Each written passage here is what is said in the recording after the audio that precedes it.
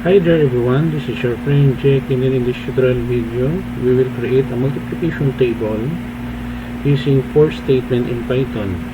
Before we continue guys, I would like to say thank you so much to all my subscribers and viewers in my channel. Thank you for your support. So let's get started.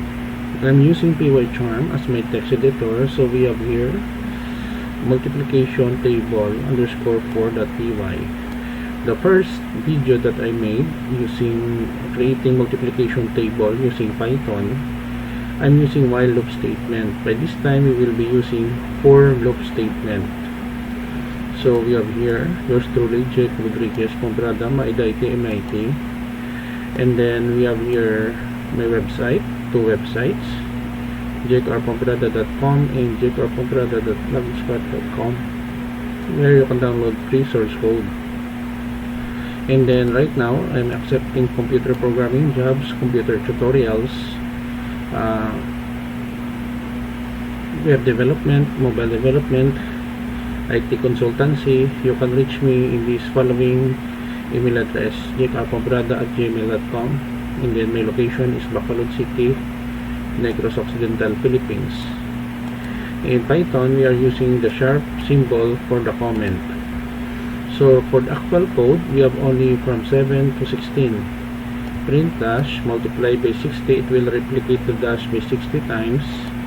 And then we have here the title, backslash T or horizontal tab in C or C++ language. Multiplication table using for statement in Python.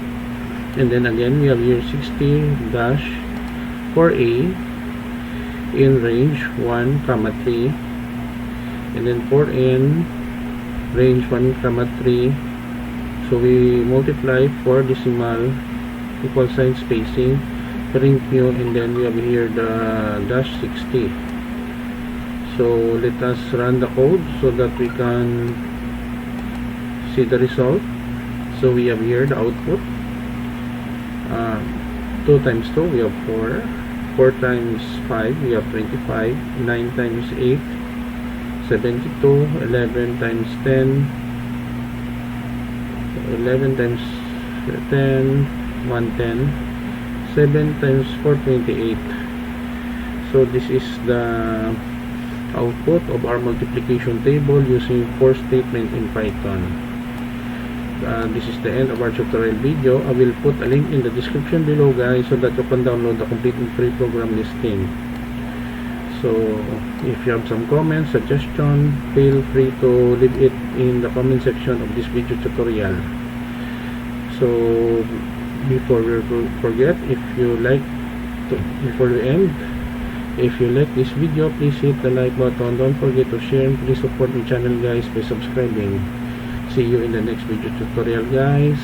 This is your friend Jake saying bye bye for now.